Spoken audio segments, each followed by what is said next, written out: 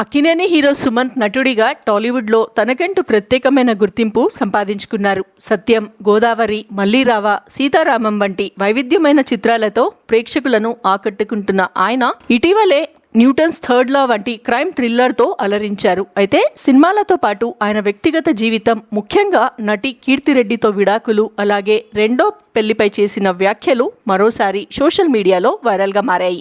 సుమంత్, కీర్తిరెడ్డి 2004లో వివాహం చేసుకున్నారు. అయితే రెండేళ్లకే అంటే 2006లో పరస్పర అంగీకారంతో విడాకులు తీసుకొని వేరువేరుగా జీవితం కొనసాగిస్తున్నారు. అయితే తమ మధ్య ఎలాంటి మనస్పర్ధలు కానీ పెద్ద గొడవలు కానీ లేవని సుమంత్ స్పష్టం చేశారు. మా పెళ్లి జరిగిన సమయంలో ఇద్దరికి జీవితంపై సరైన మెచ్యూరిటీ, అవగాహన లేవు. మేం విడిపోవడానికి అదే ప్రధాన కారణమయ్యింది. మా జీవితం ఒక సినిమా కథలా సాగింది. విడాకులంటే గతాన్ని మోస్తూ బాధపడడం కాదు, ఒకరినొకరు క్షమించుకొని జీవితంలో ముందుకు సాగడమే ముఖ్యమని నేను నమ్ముతున్నాను అని ఎంతో పరిణీతితో చెప్పుకొచ్చారు. అయితే చాలా మంది దంపతులు విడాకుల తర్వాత శత్రువుల్లా మారిపోతుంటారు. కానీ తమ విషయంలో పరిస్థితి పూర్తిగా భిన్నంగా ఉందని, విడిపోయిన ఇప్పటికీ మంచి స్నేహితులుగానే ఉన్నామని సుమంత్ తెలిపారు. కీర్తిరెడ్డి కుటుంబ సభ్యులు ఇప్పటికీ తనను తమ ఇంటి మనిషిగానే ఎంతో ఆప్యాయంగా చూస్తారని ఆయన వెల్లడించారు. అక్కినేని నాగేశ్వరరావు గారు మరణించినప్పుడు కీర్తిరెడ్డి స్వయంగా వచ్చి తనను, తన కుటుంబ సభ్యులను